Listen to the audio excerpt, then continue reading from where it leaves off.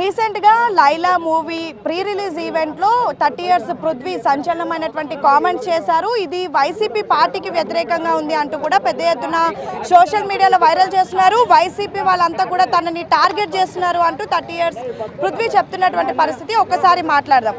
YCP వాళ్ళు మిమ్మల్ని target చేస్తున్నారా, మీరు వైసీపీ వాళ్ళని టార్గెట్ చేస్తారా? అసలు ఏమైంది? వాళ్ళ టార్గెట్ నా మీదే ఉంటుంది. వాళ్ళు 11 వచ్చినా వాళ్ళకి 11 వచ్చినా ఇంకా బుద్ధి రాలేదండి. వాళ్ళ గురించి మాట్లాడవలసిన అవసరం అయితే మాకు లేదు. ఏదో సినిమాలో కామెడీగా ఉందని మాట్లాడడం తప్ప అది వాళ్ళని ఉద్దేశించి కాదు. అంటే ప్రధానంగా అది సినిమాలో ఉన్నటువంటి డైలాగ్ పృథ్వీ గారు చెప్పారా, లేదంటే ఓన్గా అది మీ డైలాగా కావాలని చెప్పారా? అనుకుందాం. గొర్రెలు ఉన్నాయి సినిమాలో, నేను చెప్పాను అనుకుందాం. అయితే ఇప్పుడు ఎందుకు ప్రధానంగా వైసీపీ వాళ్ళు ఎందుకు మిమ్మల్ని టార్గెట్ చేస్తున్నారు? 11 అనే నెంబర్ చూస్తే వాళ్ళకి భయం అండి. వాళ్ళకి గడగడ వణుకుతారు. 11 మాదే 11. మేము ఒక క్రికెట్ టీం మ్యాచ్కి వెళ్ళాం గెస్ట్గా. ఈ 11 మంది ప్లేయర్లు బాగున్నారా అని అడిగాను నేను. అడిగితే ఏమన్నారు, 11 మాది. అంటే గతంలో కూడా మీరు అంబటి రాంబాబు లాంటి స్టెప్పులు ఒక సినిమాలో వేశారని కాంట్రవర్సీ అయింది. ఇప్పుడు కూడా ఈ 11 కాంట్రవర్సీ అవుతుంది. ఎందుకు ప్రధానంగా పృథ్వీ గారే ఎందుకు వైసీపీని టార్గెట్ చేసి ఈ విధంగా కాంట్రవర్సీ చేస్తున్నారు? సినిమా హైప్ కోసమో వ్యక్తిగతంగా హైప్ కోసమో? నేను ఇది మటుకు సినిమా హైప్ కోసం వాళ్ళని టార్గెట్ చేసి మాట్లాడలేదు. నేను మాట్లాడాలంటే వేరే వేదికలు ఉంటాయంటే దాని మీద మాట్లాడతాను, వాళ్ళ గురించి కాదు. ప్రధానంగా ఇప్పుడు మీరు చేసినటువంటి కామెంట్స్కి వైసీపీ వాళ్ళంతా బైకాట్ లైలా అంటూ ఒక ట్రెండ్ని సెట్ చేశారు. దీన్ని ఎలా చూస్తారు?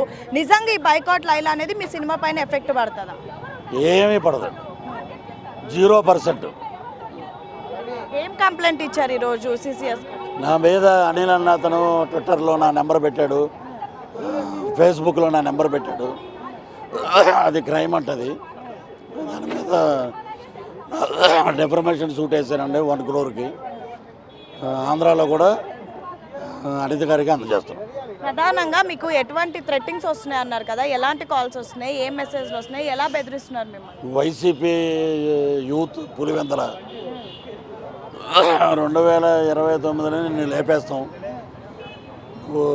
మంగళగిరిలో లేపేస్తాం. వీటిని ఎలా చూస్తారు? ఫ్యామిలీ పైన ఏమైనా ఇంపాక్ట్ అవుతుందా? ఫ్యామిలీని ఏమైనా బెదిరిస్తున్నారా? బెదిరిస్తున్నారండి. రాత్రి కూడా 2-3 గంటలకి 4-5 కార్లు అటు ఇటు తిరిగినాయి. సో వీటికి అన్నిటికీ సమాధానం 2-3 రోజుల్లోనే చెప్తుంటారు. చివరిగా ఈ ఇన్సిడెంట్ అయ్యాక మీరు హాస్పిటలైజ్డ్ అయ్యారు, ఏమైంది? మీకు ఏమైనా ఇంటర్నల్ ప్రాబ్లమ్సా లేదంటే ప్రాబ్లమ్స్ కదంటే మా మదర్ గురించి చాలా అసహ్యంగా మాట్లాడారు. ఆ ఎదవులందరికీ నాకు ఐబీపీ పెరిగిపోయి కింద పడిపోయాను నేను. అది సోషల్ మీడియాలో వ్యక్తిగతంగా టార్గెట్ చేసిన వాళ్ళని ఎప్పటికప్పుడు ఏపీ ప్రభుత్వం వాళ్ళని అరెస్టులు చేస్తుంది. మరి మీ విషయంలో ఏం కోరుతున్నారు? ఏపీ ప్రభుత్వాన్ని కోరుతున్నారా, తెలంగాణ పోలీసుని కోరుతున్నారా? ఏం కోరుతున్నారు? ఇటు అటు ఇద్దరిని కలిపి ఇప్పుడు ఆల్రెడీ అక్కడ వెళ్తున్నారు కదా చాలామంది లోపలికి, అలా దగ్గరుండి పెట్టిస్తాం. సో చివరిగా ఏం చెప్పాలనుకున్నారు ఈ సినిమా గురించి మీ కామెంట్? సినిమా అబ్బాయి నా కొడుకు లాంటి విశ్వక్సేను. సినిమా అద్భుతంగా వచ్చిందండి.